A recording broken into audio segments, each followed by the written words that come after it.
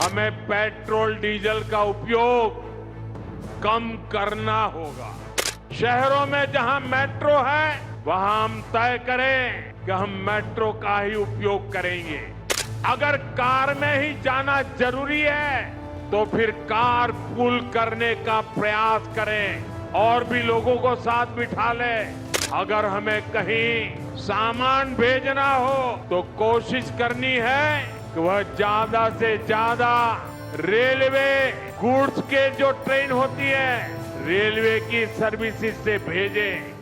Hello నమస్తే the federal Andhra Pradesh కు స్వాగతం. ఇవాళ రాష్ట్రంలో పొదుపు మంత్రాలను ఒకటి జపిస్తా ఉన్నారు, ముఖ్యమంత్రి మొదలు కింద స్థాయి మంత్రుల వరకు. అసలు వాస్తవానికి ఈ పొదుపు మంత్రం ఏమిటి, నిజంగానే కాన్వాయ్ లో ఒకటో రెండో వాహనాలు తగ్గించినంత మాత్రాన ఈ పొదుపు పాటించినట్టు అవుతుందా లేదా అనే క్షేత్రస్థాయి సమాచారం తెలుసుకునేందుకు స్టూడియోలో ఇవాళ నాతో పాటు నా సహచరులు ఫెడరల్ ఆంధ్రప్రదేశ్ ప్రతినిధులు జిపి వెంకటేశ్వర్లు విజయవాడ నుంచి, గరిక విజయ్ కుమార్ విజయవాడ నుంచి, కామ్రేడ్ భాస్కర్ తిరుపతి నుంచి లైన్ లో ఉన్నారు.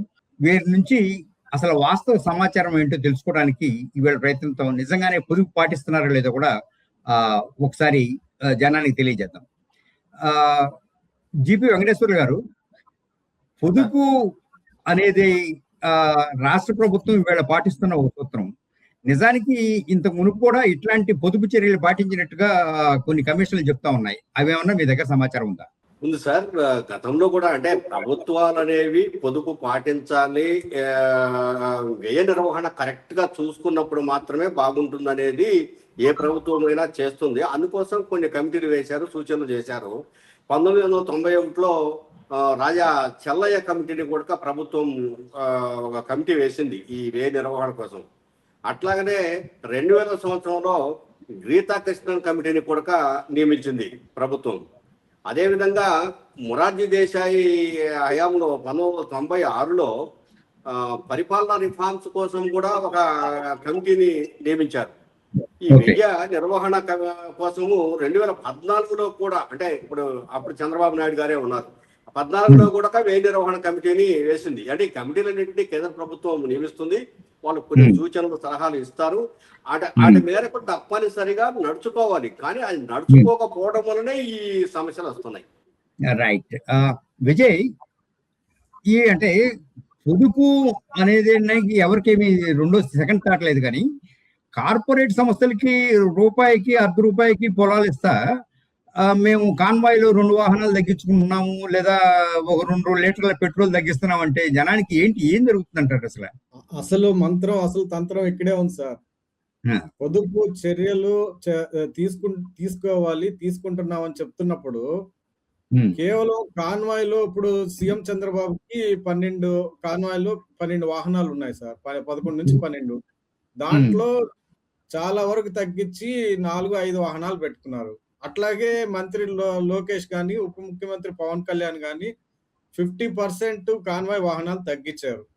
ఇవి తగ్గించి కొంతమంది మంత్రులు వాళ్ళ కాన్వాయ్లు కూడా తగ్గించి ఒక వాహనాన్ని కుదించుకొని, కొంతమంది అయితే సైకిళ్ళలో ప్రయాణించడం, ఇదంతా చూస్తుంటే ప్రచారం ఆర్భాటాల కోసమే కూటమి ప్రభుత్వం ప్రయత్నం చేస్తుంది. కానీ యాక్చువల్ గా పొదుపు చేపట్టాల్సినటువంటి దానికి చర్యలు ఏమాత్రం తీసుకోవట్లేదు అన్నది ఒక ప్రధాన విమర్శ ఉంది సార్. ఎమ్మెల్యే కానీ, ఎంపీ కానీ వీళ్ళందరికీ ఎంత వాళ్ళకి సంబంధించినటువంటి అలవెన్స్ లో కానీ, లేకపోతే వాళ్ళు నియమించుకుంటున్నటువంటి అదనంగా ఎంప్లాయీస్ లో కానీ, వాళ్ళకి చెల్లిస్తున్నటువంటి జీతాల్లో కానీ, అంటే ఓవరాల్ గా ఆర్భాటాలకి ఖర్చు చేస్తున్నంత విచ్చలవిడిగా వాటిని పొదుపు ఎలా చేయాలి అన్న అంశాల మీద అయితే ప్రభుత్వం దృష్టి సారించడం లేదు సార్. కేవలము వాహనాలు తగ్గించుకొని ఇదిగో మేము మోడీ చెప్పారు పొదుపు సూత్రాలు పాటించాలని, అదిగో మేము పాటిస్తున్నామని చెప్పుకోవడానికి ఇది ఆర్భాటంగా ఉందనేది ఒక పెద్ద విమర్శ ఉంది సార్. రైట్. భాస్కర్, ఇప్పుడు చాలా మంది 2 కాన్వాయిలు తగ్గించేసి నిజమైన దుబారా తగ్గించామంటుంటారు. మరి అట్లాంటప్పుడు ప్రభుత్వ ఆడంబరాల వ్యయం ఏమైనా తగ్గినట్టు మీరు పరిశీలనలో తేలిందా? Yes sir. అయితే ఇక్కడ ఒక విషయం సార్, ఇది ప్రచార ఆర్భాటం తప్పిస్తే ఏమీ లేదు. మీకు ఒక విషయం గుర్తు చేయాలి, అది మర్చిపోయినట్టున్నారు. గతంలో కాంగ్రెస్ పార్టీ అధికారంలో ఉన్నప్పుడు కోట్ల విజయభాస్కర్ రెడ్డి కావచ్చు, నేదురుమల్లి జనార్దన్ రెడ్డి కావచ్చు, వాళ్ళు ఉంటే హైదరాబాద్ లో ఉంటారు, ఇంటి నుంచి సచివాలయానికి వస్తారు. పోతే వెంకటగిరికి పోయేటోడు, కోట్ల విజయభాస్కర్ రెడ్డి గారు కర్నూలు జిల్లాకు వచ్చేటోడు. ఇది మినహా వాళ్ళని ఊర్లో చూసినట్టే ముఖ్యమంత్రి ఎలా ఉంటాడా అనే ఒక ఆశ్చర్యం ఉండేది. కానీ ఈ రోజు ఎట్లా అయిపోయిందంటే ఆ పద్ధతిని పూర్తిగా తిలోదకంగా మారి 2004వ సంవత్సరం నుంచి వారానికి ఒకసారి నియోజకవర్గాల పర్యటన రావడము, లేకుంటే పల్లెలకు వెళ్ళడము, రచ్చబండ, రకరకాల అంటే ఏ పార్టీకి ఆ పార్టీకి సంబంధించిన వాళ్ళ వ్యూహాలు ఉంటాయి. అయితే పద్ధతి అనేది ఒక విషయం. అసలు వాస్తవంగా ప్రతి విఐపికి కేటాయించే వాహనాల్లో ప్రత్యేకంగా ముఖ్యమంత్రి చంద్రబాబు నాయుడు వచ్చిన తర్వాత జామర్ వెహికల్స్ గాని, కాన్వాయ్ సంఖ్య పెట్టడం గాని, ఆయన సిటీలో ఉన్నా బయటకు వచ్చినా ఎక్కడైనా ఇవే ఉంటాయి. ఇవి ఇన్ఫర్మేషన్ సార్, 15 వాహనాలు ఉంటాయి సార్ అఫీషియల్ గా. అన్అఫీషియల్ గా 20 వాహనాలు ఉంటాయి. దీని వల్ల ఏమైందంటే ఆర్టీ వాళ్ళకి భారం పడింది, కాంట్రాక్ట్ ఇవ్వాలి. ఆ కాంట్రాక్ట్ డబ్బులన్నీ ఆ పార్టీ వాళ్ళకి సంబంధించిన వాళ్ళు ఎవరెవరు మొత్తం ఏజెన్సీ తీసుకొని నిర్వహిస్తారు. ఇది పూర్తిగా విచ్చలవిడితనంగా పెట్టే ఖర్చుగానే భావించాలి తప్పిస్తే, ఆడంబరాలు తప్పిస్తే. నేను ఒక మాట, నాకు ధర్మ సందేహం సార్, రోజుకొక ఊరు, నెలకు 4 నియోజకవర్గాలు, వారానికి 5 నియోజకవర్గాలు తిరగడం వల్ల అనవసరమైన ఖర్చు ఒక విషయం గమనించాలి. ఇంకోటి, ప్రధాని నరేంద్ర మోదీ గారు చెప్పిన తర్వాత చేస్తున్నారు, ఆచరిస్తున్నామంటని చెప్తున్నారు, మంచిదే, సంతోషం. రేపు నెల్లూరు కోవూరు నియోజకవర్గానికి ముఖ్యమంత్రి రాబోతున్నారు సార్. ఒక ముఖ్యమంత్రి వస్తున్నారంటే 15 నుంచి 18 శాఖలు పనిచేయాలి. అంటే కేవలం భద్రతకు మాత్రమే ఆ ఊర్లో 25 లక్షల రూపాయలు ఖర్చు అవుతుంది సార్. అంటే స్థానికంగా ఉండే మున్సిపాలిటీ నుంచి R&B అన్ని శాఖలు పనిచేస్తే అసలు గమ్మత్ ఏంటంటే ఈ ప్రచారాలు తగ్గించుకుంటామని సంతోషం. ఆయన రావడానికి హెలికాప్టర్ ఖర్చు ఎంత సార్? గంటకి 2 లక్షల గంటకి, అంటే 20 నుంచి 40 లక్షల రూపాయలు మీరు హెలికాప్టర్ కే రెంట్ కడుతున్నారు. కరెంటు చూస్తే 2.5 కోట్ల నుంచి 3 కోట్ల రూపాయలు ఒక కొన్ని గంటల కోసం ఖర్చు పెడతా ఉండే ఒక తీరు మనం ఇక్కడ గమనించాలి సార్. ఇంకోటి గమనించిందంటే అసలు ఏ ప్రచారం కోసం లాంచ్ ఏర్పాటు దానికి 15 లక్షలు ఖర్చు అయింది సార్. మొత్తం ఖర్చు అంటే డయాస్ దగ్గరికి మాత్రమే 60 నుంచి 70 లక్షల రూపాయలు ఖర్చు అవుతుంది. ఇది పొదుపు మంత్రం ఇక్కడ పాటించట్లేదు అనేది ఒక పెద్ద ప్రశ్న. రైట్. ఇందాక జీపీ గారు, ఇందాక మీరు ఒక 4 కమిషన్ల గురించి ప్రస్తావించారు. ఆ 4 కమిషన్లు వివిధ స్థాయిల్లో ఖర్చు తగ్గించడం కోసం, ఆడంబరాలు తగ్గించడం కోసం ఉద్దేశించిన కమిషన్లు అవి. ఆ కమిషన్ చేసిన సిఫార్సులు ఏవి కూడాను ఇప్పటి వరకు పూర్తిగా అమలు జరిగినట్లేవు. నిజంగా పొదుపు పాటించాలంటే మీ లెక్కలో ఏం చేయాలంట? అంటే ఇప్పుడు కమిషన్లనే సూచనలు, సలహాలు ఇచ్చే కానీ అమలు చేయాల్సిందంతా ముఖ్యమంత్రి, మంత్రులు, వీళ్ళ అధికార యంత్రాంగము. వీళ్ళు ఇప్పుడు మన ఆంధ్రప్రదేశ్ రాష్ట్రాన్ని తీసుకుంటే కొన్ని వేల కోట్లు అప్పులు తీసుకొచ్చి ఒక మహానగరాన్ని నిర్మిస్తానని చెప్పేసి ఒక పక్క పని చేస్తున్నారు ముఖ్యమంత్రి గారు. ఏది అమరావతి మహానగరాన్ని నిర్మిస్తానని ఆ పని చేస్తున్నారు. దానికి కొన్ని వేల కోట్లు ఖర్చు పెడుతున్నారు. పన్నుల రూపేణ వచ్చిన డబ్బులన్నీ కూడాను ఏమొస్తున్నాయి మాకు అంతా కలిపి ఏదో కొంచెం వస్తుంది, ఆ ఉద్యోగుల జీతాలు సరిపోతున్నాయి, ఆ పన్నుల డబ్బులు అంటున్నారు. మరి బడ్జెట్ చూస్తేనేమో 3.5 కోట్లు బడ్జెట్, 3.5 లక్షల కోట్లు, 3.5 లక్షల కోట్లు బడ్జెట్ ఉన్నప్పుడు ఉద్యోగుల జీతాలు అంతా కలిస్తే కూడాను 60-70 లక్ష కోట్ల కంటే ఎక్కువ లేదు సంవత్సరానికి. సరే, ఒక 100 కోట్లు ఉద్యోగుల జీతాలకు ఖర్చు చేసుకున్నా ఇక మిగిలినంత ప్రభుత్వ నిర్వహణ కోసమే ఖర్చు చేస్తున్నారు కదా. ఎందుకంటే కొత్త పథకాలు లేవు. ఇప్పుడు డీబీటీ స్కీమ్ అని ఒకటి వచ్చింది, దాని ద్వారా ఉచిత పథకాలు అన్ని డబ్బులు ఇచ్చేస్తా ఉన్నారు. అది మేము డబ్బులు ఖర్చు పెడుతున్నాము అని చెప్పేసి అంటే అది ఇన్కమ్ జనరేషన్ ప్రోగ్రామ్ కాదు.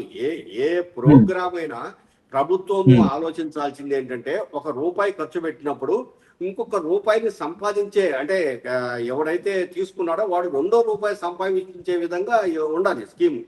ఇంతకుముందు సబ్సిడీ స్కీములన్నీ అట్లే ఉండే, ఇప్పుడు అవి లేవు, అవన్నీ రద్దు అయిపోయినాయి. ఇప్పుడు ఉచితంగా డబ్బులు ఇటుగా మొదలుపెట్టారు.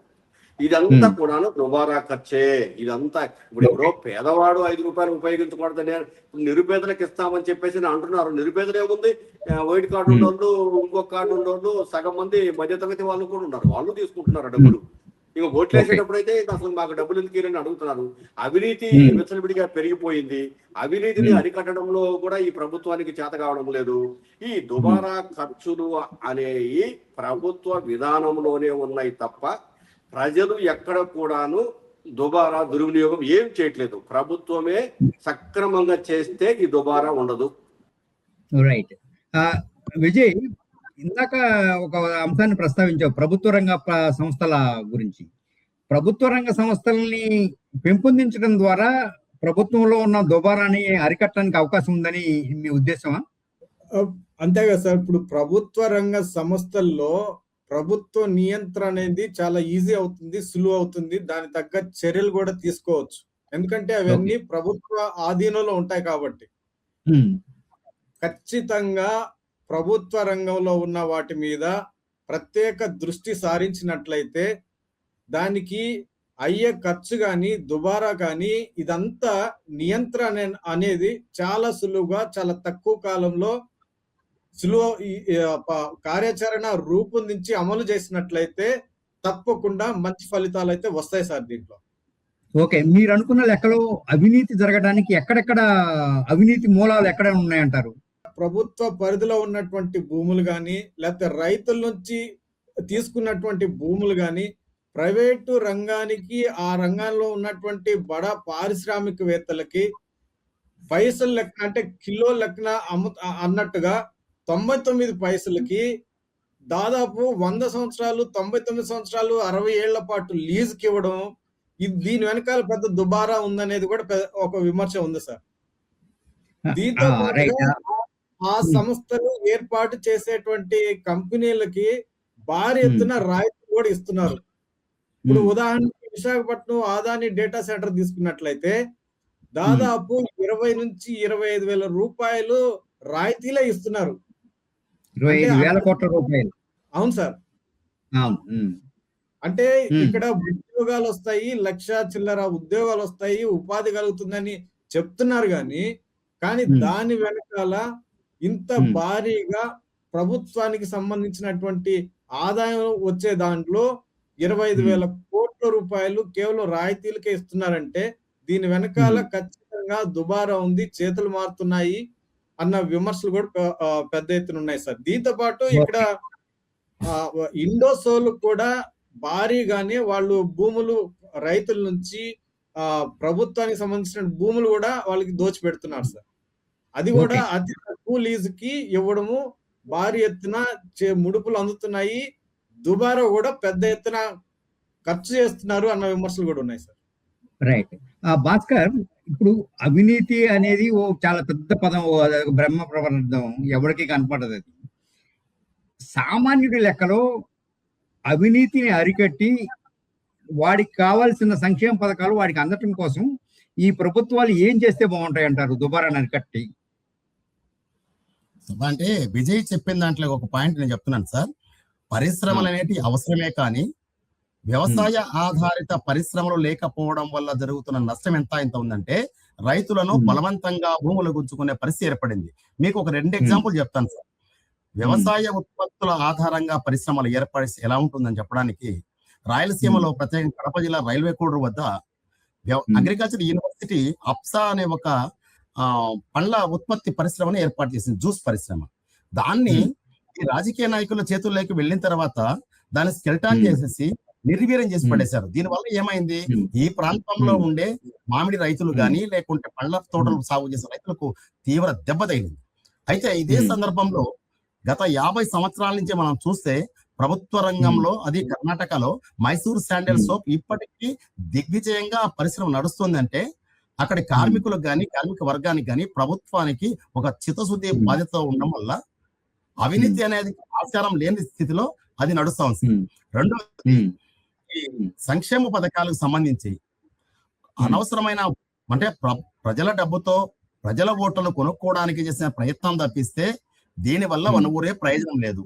ప్రధానంగా రైతులకు గాని వైద్యానికి గాని విద్యకు గాని ఈ నిధులు వెచ్చిస్తే ఖచ్చితంగా ఈ వ్యవస్థలు బాగుపడి ఆర్థిక స్థిరత్వం సాధించడంతో పాటు ఈ రాష్ట్ర అభివృద్ధికి, దేశ అభివృద్ధిలో కీలకంగా వ్యవహరిస్తారని చెప్పడంలో ఏమాత్రం డౌట్ లేదు సార్. ఓకే. రైట్. జీపీ గారు ఇప్పుడు అంటే మనం మామూలుగా జనాంతికంగా మాట్లాడుకుందాం. ఆహ్, బా చంద్రబాబు నాయుడు కాన్వాయ్ బాగా తగ్గించారంట. దీనివల్ల బోలెడంత నష్టం లాభమంట అని అని ఇప్పుడు గవర్నమెంట్‌లో లేదా వాటికి అనుబంధం చేసే పేపర్‌లలో ఇట్లా వార్తలొస్తుంటాయి కదా! వీటన్నిటిని చూసి సామాన్య జనం ఏమనుకుంటుంటారండి?